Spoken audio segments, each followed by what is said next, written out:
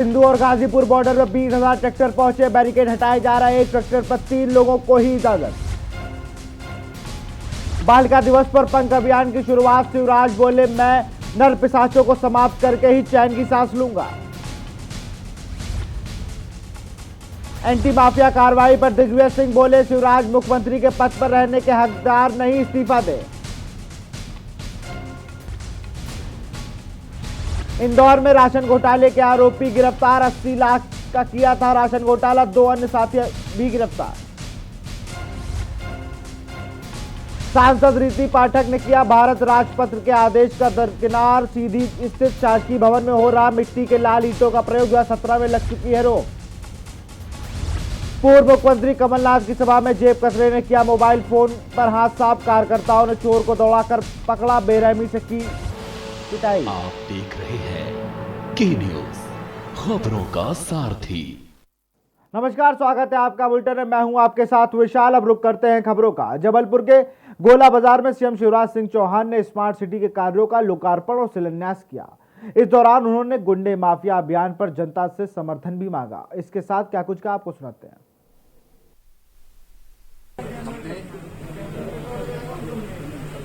सांसद जी, विधायक साथीगण, दीदीगण, अधिकारियों के साथ चर्चा की और एक रोड मैप हम लोगों ने बनाया है। चाहे जबलपुर में पीने का पानी का सवाल हो, हर घर को शुद्ध पेयजल नल से मिले, जलापूर्ति की चर्चा की, सीवेज का पूरा सिस्टम, मल जल सीवेज के माध्यम से ट्रीट होके जाए, इस पर हम लोगों ने विस्तार से चर्चा की। सीवरेज के साथ शहर की स्ट्रीट लाइट की व्यवस्थाएं, शहर की स्वच्छता, क्योंकि स्वच्छता के मामले में रैंकिंग में जबलपुर पिछले साल 17वें नंबर पर आया था। अब कोशिश ये है कि हम और तेजी से आगे बढ़ के बेहतर स्थान बनाए। डोर टू डोर कचरे का संग्रहण, वो भी गीला कचरा, सूखा कचरा अलग अलग हो, वेस्ट टू एनर्जी प्लांट, कचरे से बिजली बनाने की योजना, उस पर हमने चर्चा की है। सार्वजनिक शौचालय, सामुदायिक शौचालय, इस पर विस्तार से बात की है। और अधोसंरचना के जो काम चल रहे थे, जिनकी समीक्षा करने के साथ साथ अब जबलपुर से एयर कनेक्टिविटी कैसे बेहतर हो, क्योंकि आगे का विकास विशेषकर आईटी कंपनी जाना हो, उद्योग आना हो, उसके लिए एयर कनेक्टिविटी बहुत जरूरी है। अब वो जबलपुर में तेजी से बढ़ेगी, इसलिए एयरपोर्ट के विस्तार के बारे में हमने चर्चा की है। और टर्मिनल बिल्डिंग 152 लाख रुपए की लागत से 152 लाख 20 करोड़, और रनवे का विस्तार भी 122 करोड़ 5 लाख रुपए की लागत से करने की संपूर्ण योजना तैयार हुई है। कल्चरल एंड इंफॉर्मेशन सेंटर, उसका मैंने अवलोकन भी किया, उसके काम को भी जल्दी पूरा करने वाले। एक राइट टाउन स्टेडियम हो, रानीताल के स्टेडियम का विकास हो, या फिर एक कल्पना और आई कि उपयुक्त स्थान मिले एक बड़ा क्रिकेट स्टेडियम हो, जहाँ अच्छे मैच हो सके, आईपीएल स्तर के या वनडे स्तर के, उसके बारे में संभावनाओं पर हमने चर्चा की है। और जमीन देखने के मैंने निर्देश दिए हैं। ओपन एयर थिएटर, विसर्जन कुंड, मिनी स्पोर्ट्स सेंटर,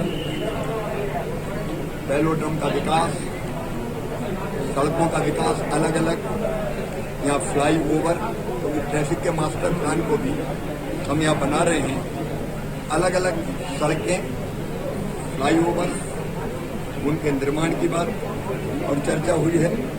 एक जो फ्लाईओवर आप जानते हैं कि मध्य प्रदेश का सबसे बड़ा फ्लाईओवर जबलपुर की धरती पर बन रहा है, लगभग 767 करोड़ 99 लाख रुपए की कीमत से। उसके बारे में भी चर्चा हुई है। सार्वजनिक परिवहन कैसे बेहतर कर सकते हैं उसके बारे में विस्तार से चर्चा हुई है। और नॉन मोटराइज ट्रांसपोर्ट कॉरिडोर के बारे में हम लोगों ने चर्चा की है। यहाँ के जो तालाब झील हैं, रानी ताल, चेरी ताल, आधार ताल, एक नए नहीं, उन तालाबों का संरक्षण भी और उन तालाबों का विकास भी, सौंदर्यीकरण भी, उसके बारे में चर्चा की है। मदन महल इको जोन के बारे में चर्चा हुई है, उसको बनाना है। सौर ऊर्जा कैसे अधिकतम उसका उपयोग यहाँ हो, उसके बारे में हमने चर्चा की है। फिर गरीबों के लिए रोजगार के अवसर कैसे हम सृजित कर पाएं, स्व सहायता समूह, उनका गठन, उनका सुदृढ़ीकरण, कौशल प्रशिक्षण, ताकि स्किल्ड मैन पावर तैयार करके रोजगार दिलवा पाएं। इसलिए एक आइडियल ITI का निर्माण यहाँ होगा सिंगापुर के सहयोग से, ताकि जैसी स्किल्ड मैन पावर चाहिए उसका हम यहाँ निर्माण कर पाएं। दीनदयाल रसोई और बढ़ानी है और रात्रिकालीन आश्रय स्थल भी हमको और बनाने, जिससे मजदूर और गरीब आता है उसको रहने के लिए कोई आश्रय स्थल मिल जाए और उसके पैसे ना लगे। दीनदयाल रसोई योजना का भी हमको विस्तार कर। इंदौर पुलिस ने राशन घोटाले में फरार दोनों आरोपियों को अपनी गिरफ्त में ले लिया है और 80 लाख के घोटाले के राशन आरोपी भरत और श्याम को पुलिस ने उनके 2 अन्य साथियों के साथ पकड़ा। बता दें कि आरोपियों ने लॉकडाउन के समय लाखों का राशन का घोटाला किया था। वहीं कलेक्टर ने इन राशन घोटाला करने वालों आरोपियों पर कार्रवाई करते हुए इनके मकान सहित दुकान पर कार्रवाई की थी, लेकिन तब आरोपी फरार हो गए थे। फिलहाल पुलिस ने अपनी जांच में आगे बढ़ा दिया है।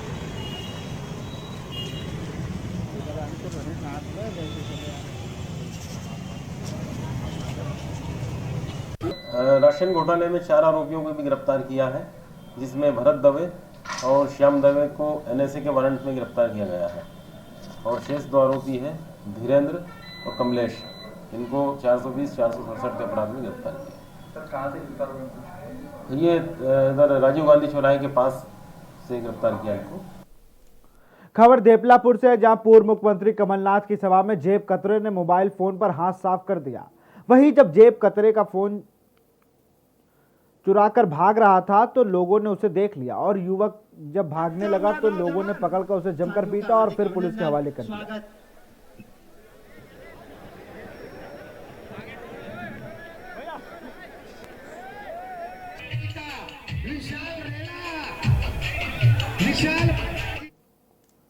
भारत राजपत्र के द्वारा 2017 के सभी शासकीय भवनों में मिट्टी की लाल ईंटों का उपयोग पूर्णतः वर्जित कर दिया गया था तथा उसके स्थान पर फाइल एस ईंटों का उपयोग के लिए बोला गया था, किंतु सीधी जिले की सांसद रीति पाठक की सीधी स्थित शासकीय भवन में हो रही मिट्टी की लाल ईंटों का प्रयोग हो रहा है। जब सांसद से इस मामले में सवाल पूछा गया तो सांसद महोदया गोलमोल जवाब देती नजर आई तथा कार्रवाई करने की बात करने लगी।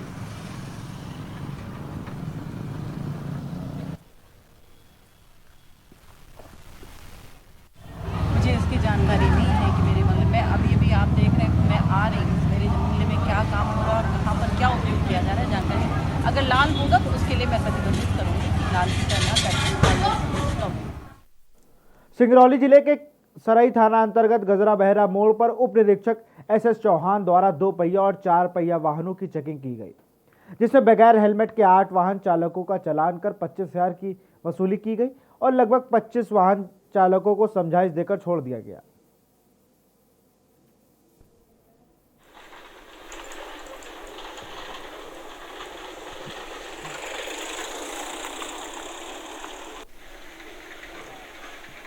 समझाइश तो 10-12 लोगों को दिए हैं, अभी 1 घंटा से लगाए हैं और 8 वाहनों का चालान किए हैं और 2,000 रुपये सम्मान शुल्क है। खबर सिंगरौली से है, जहां राष्ट्रीय बालिका दिवस पंख अभियान बेटी उड़ान हमारा अभियान की शुरुआत की गई। बता दें कि आज सामुदायिक भवन सिंगरौली में कार्यक्रम का आयोजन हुआ। कार्यक्रम में मुख्य अतिथि सिंगरौली विधायक राम लल्लू राय, कलेक्टर राजीव रंजन मीणा, पुलिस अधीक्षक वीरेंद्र कुमार सिंह के उपस्थिति में रहे। समारोह के दौरान मुख्यमंत्री शिवराज सिंह उद्बोधन का लाइव टेलीकास्ट भी किया गया।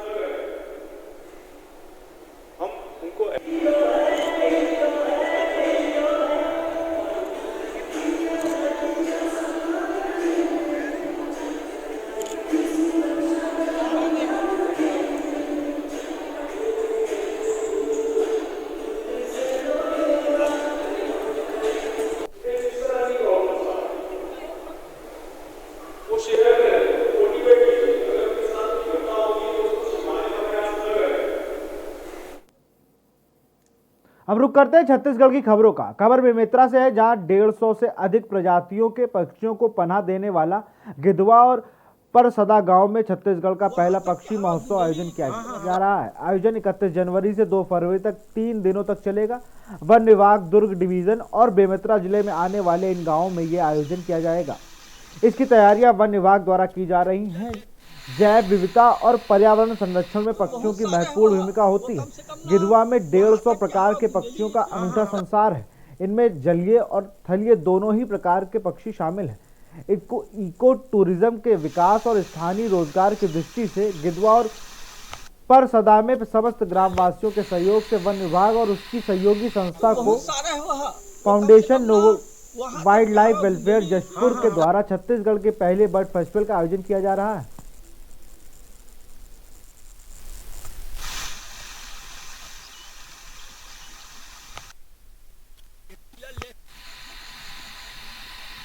तो बहुत सारा है वहाँ, वो कम से कम ना वहाँ तक के हवा बुंदेली। हाँ।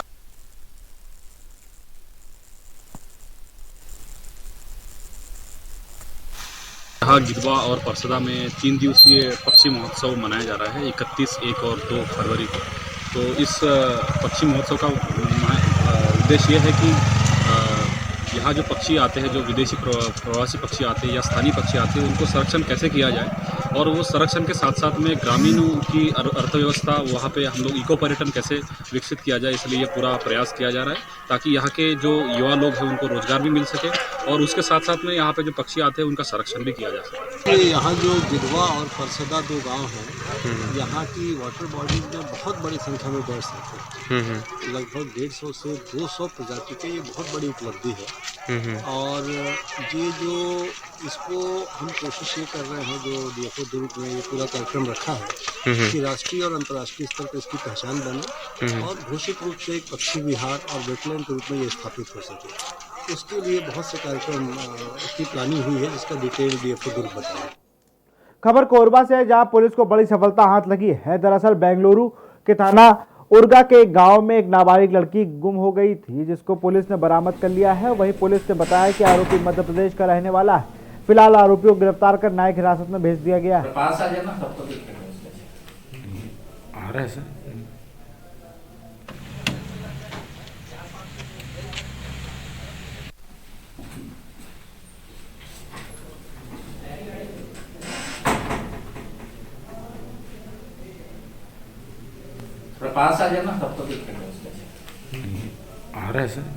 सर। खबर बिलासपुर से, जहां शहर के युवाओं के रिश्तों को लेकर वेब सीरीज पर रोमांटिक कॉमेडी फिल्म बना डाली। दरअसल इस वेब सीरीज की विशेषता यह है कि वेब सीरीज में काम करने वाले बिलासपुर के ही हैं। शूटिंग भी बिलासपुर में ही हुई है। टूटी फूटी नाम से बनाई गई वेब सीरीज में 2 युवाओं की रिश्तों की कहानी बताई गई है। यह एक तरह से रोमांटिक कॉमेडी है जो कुछ जगहों पर दर्शकों को इमोशनल भी कर सकती है। और जब सीरीज देखेंगे तो उसमें आपको कहानियां हैं जो हम सबकी जिंदगी में रोज होती है पर हम उन पे ध्यान नहीं दे पा रहे। ये कहानी जितनी इम्पोर्टेंट, एक पेरू बुलाते हैं एक दूसरे को, हम लोगों का निकनेम लीची और पेरू है। तो टूटी फूटी एक ऐसा पेरू और लीची नहीं है और स्टिल वहाँ पे टूटी फूटी है। तो ये वाली चीज आपको ना, और जब सीरीज देखेंगे तो उसमें आपको कनेक्ट बहुत हद तक ये था कि कोरोना काल की वजह से भी समय को बीच में रखना पड़ता। लीची नहीं है और स्टिल वहाँ पे टूटी फूटी है। तो ये वाली चीज आपको ना, और जब सीरीज देखेंगे तो उसमें आपको कनेक्ट कहानियां हैं जो हम सबकी जिंदगी होते हुए अलग, सबसे इम्पोर्टेंट ये अलग इसलिए कि इसमें 2 तरह के जॉनरा को मिक्स करने की एक्सपेरिमेंट है हम लोग। जनरली एक हमेशा जो भी फिल्म बनती है वो एक जॉनरा पे बनती है, या तो थ्रिलर होती है या रोमांटिक होती है या कॉमेडी होती है। इसमें हम लोगों ने एक्सपेरिमेंट किया कि इसमें 2 जॉनरा मिक्स है कि जितना आपको रोमांटिक कॉमेडी का मज़ा मिलेगा उसके साथ साथ आपको थ्रिलर भी मिलते जाएगा। एज टू सीट जो बोलते हैं उसका मज़ा भी आपको मिलेगा। तो ये एक्सपेरिमेंट है 2 जॉनरा को मिसमैच करने का, इसलिए ये अलग है। बिलासपुर में कॉलेज की छात्र छात्राएं लगातार बच्चों के बीच जाकर उन्हें स्कूली शिक्षा के साथ ही नैतिक शिक्षा का भी ज्ञान दे रहे हैं और उसका यही जज्बा 50 से 60 बच्चों द्वारा काफ़ी बेहतर ढंग से पढ़ाई व आर्ट बनाने हुए नजर आ रहे हैं। बता दें कि ये दहलीज वेलफेयर फाउंडेशन की संस्थापक हिना खान अपने साथियों के साथ मिलकर दर्जनों बच्चों के पास पहुंचकर शिक्षा दे रही हैं, जिससे बच्चों में काफ़ी उत्साह देखा जा रहा है। ये तो आशा, ये तो उम्मीद की सहर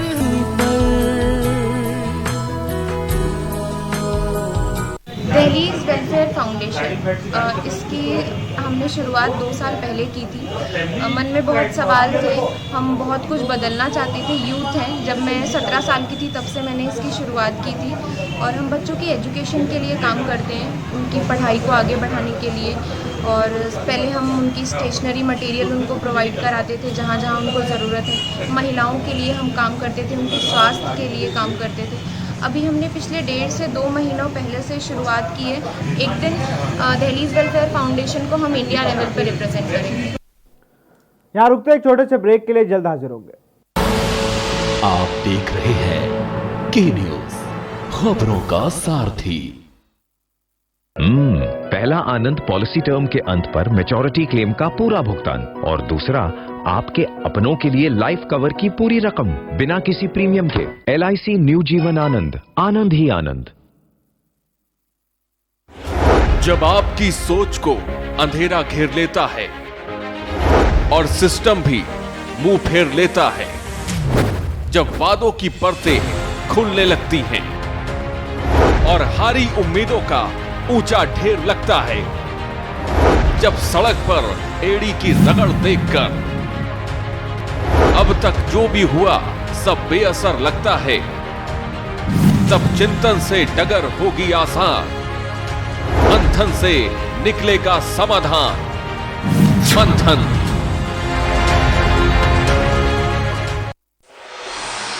कोर्ट कचहरी के ना लगे चक्कर, सबसे अधिक यही है बेहतर। लेकिन बढ़ ही जाए पाला तो कहां जाए, क्या करें? घबराए नहीं, अब हर मुश्किल होगी आसान। के न्यूज इंडिया पर वकील आपका देगा समाधान। कीजिए कॉल, पूछिए अपने सवाल। 0512 23900031 और 0512 23900032। वकील आपका हर रविवार दोपहर 3 बजे केवल के न्यूज इंडिया पर। आप देख रहे हैं के न्यूज, खबरों का सारथी। ब्रेक के बाद आपका स्वागत है। जांजगीर चांपा जिले में इन दिनों चिकित्सा के नाम पर मौत का सौदा कारोबार जमकर फल फूल रहा है। जिले के ग्रामीण क्षेत्र में ही नहीं बल्कि शहरी क्षेत्रों में भी झोला छाप लोग 2 कमरे में नर्सिंग होम संचालित कर रहे हैं और लोगों की जान के साथ खिलवाड़ करने से नहीं चूक रहे। देखिए इस रिपोर्ट में।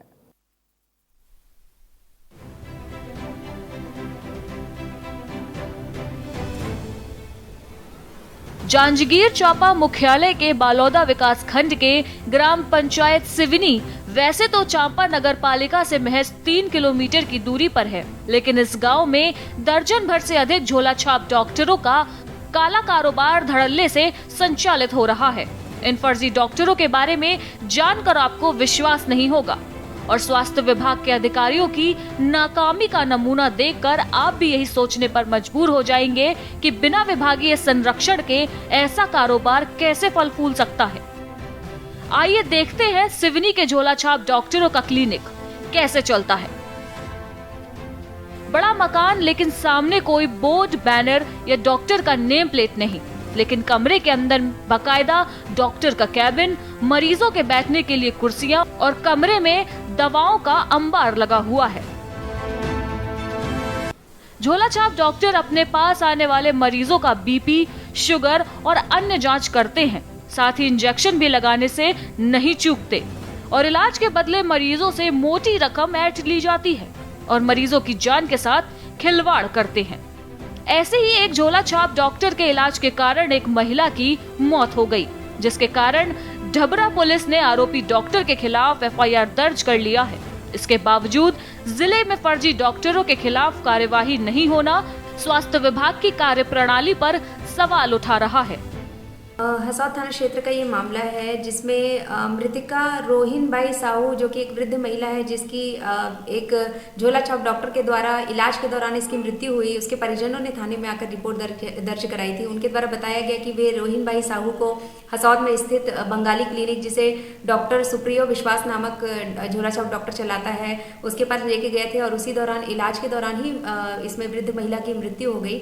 और इसमें परिजनों के द्वारा आरोप लगाया कि डॉक्टर की लापरवाही की वजह से इसमें मृतिका रोहिन बाई साहू की मृत्यु हुई।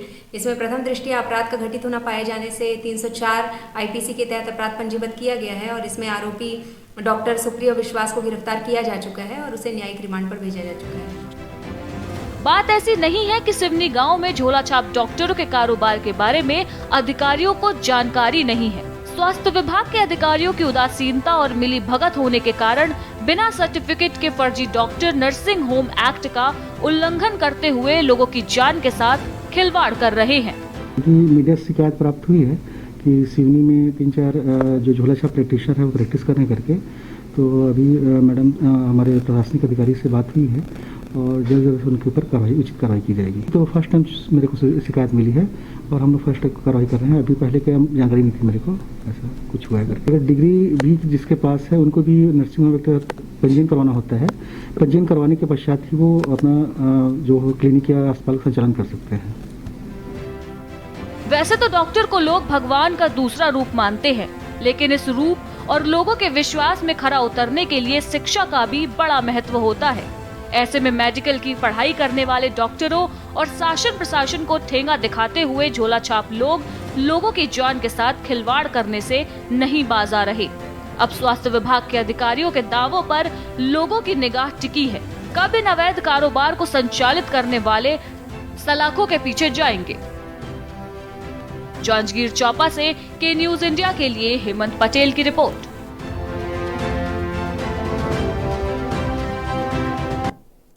खबर जांजगीर से है। यहां पर धान संग्रह केंद्र में धान के स्टेक से गिरा हुआ युवक की मौत हो गई। जानकारी के अनुसार युवक का पैर फिसलने से हादसा हुआ। बता दें कि मृतक युवक कन्हईबाद गांव का रहने वाला है। फिलहाल पुलिस ने शव को पोस्टमार्टम के लिए भेज दिया है।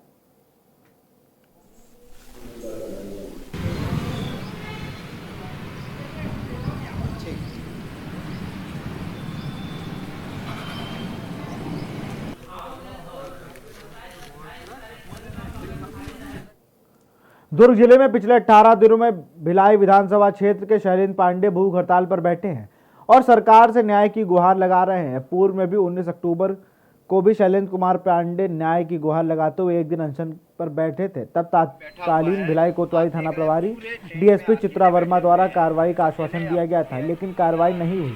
अब फिर से शैलेंद्र पांडे सेक्टर 9 में बैठकर पुलिस प्रशासन से न्याय की गुहार लगा रहे हैं। विरोध कर रहे हैं उस शख्स का जो कभी पूर्व कैबिनेट मंत्री प्रेम पांडे का करीबी बताया जा रहा था। उनकी मांग जांच की है, निष्पक्ष जांच की है, जिसकी वो लगातार मांग कर रहे हैं। अनशन पे बैठा हुआ है, आप देख रहे हैं पूरे टेंट में अकेले बैठे हुए हैं। अकेले वीआईपी जिला जिससे आता है क्योंकि यहाँ पर इसी जिले प्रदेश के मुखिया का निवास स्थान है। प्रदेश के पाठक द्वारा मुझे जान से मारने की धमकी देने की एफआईआर के बाद भी राजनीतिक सभाओं में आज तक उनकी मांग जांच की है, निष्पक्ष जांच की है, जिसकी वो लगातार मांग 7 जनवरी 2021 से आज 18 दिन हो गए हैं आमरण अनशन में, भूख हड़ताल में 24 घंटे मैं यहाँ पर बैठा हुआ हूँ सेक्टर 9 चौक में।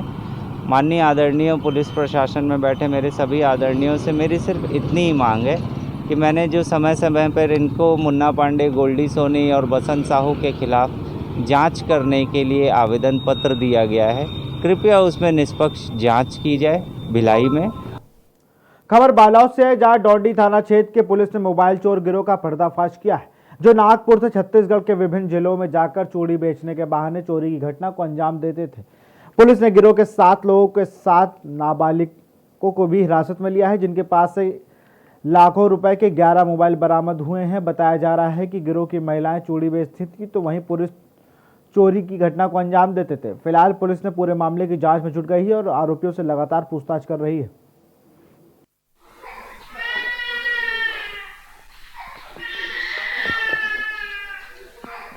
आपको हो ही गया होगा क्यों मैं उसका कल क्या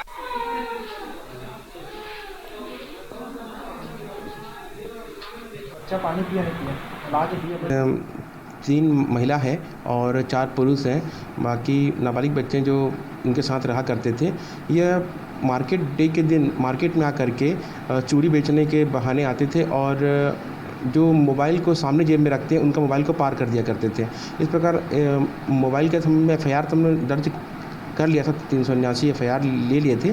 इसमें मोबाइल को ट्रेस करते हुए पता किया गया कि एक चोर गिरोह जो कि भानु प्रतापपुर के अंतर्गत डेरा लगाए हुए हैं, वहां जाकर के रेड किए। रेड में सभी सदस्य मिले, इसमें 11 मोबाइल जब्त किया गया है। फिलहाल इस बुलेटिन में इतना ही। देखते रहिए के न्यूज़ इंडिया। नमस्कार।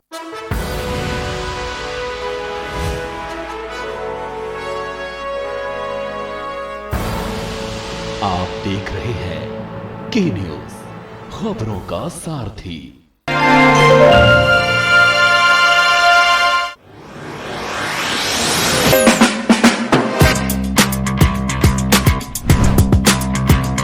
उत्तर प्रदेश सरकार ने विश्व स्तरीय सुविधाओं से लैस राष्ट्र की सबसे बड़ी फिल्म सिटी उत्तर प्रदेश के नोएडा में बनाने का ऐतिहासिक निर्णय लिया है। 1000 एकड़ के क्षेत्रफल में बनने जा रही यह फिल्म सिटी न केवल उत्तर प्रदेश की अपितु पूरे भारत की विश्व भर में पहचान बनाएगी। फिल्म सिटी के निर्माण से उत्तर प्रदेश और आसपास के क्षेत्र की स्थानीय प्रतिभाओं को अपने हुनर को प्रदर्शित करने का अवसर प्राप्त होगा। साथ ही निवेश और रोजगार के अनेकों नए अवसर भी उत्तर प्रदेश में उत्पन्न होंगे।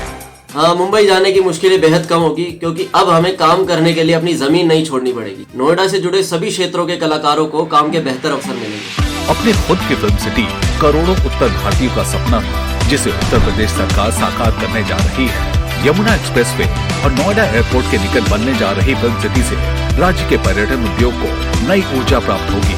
पर्यटकों की सुविधा हेतु फिल्म सिटी के आसपास के क्षेत्र में अम्यूजमेंट पार्क, होटल और रेस्टोरेंट बनाए जाएंगे, जिससे प्रदेश के होटल एवं हॉस्पिटैलिटी उद्योग को प्रोत्साहन मिलेगा।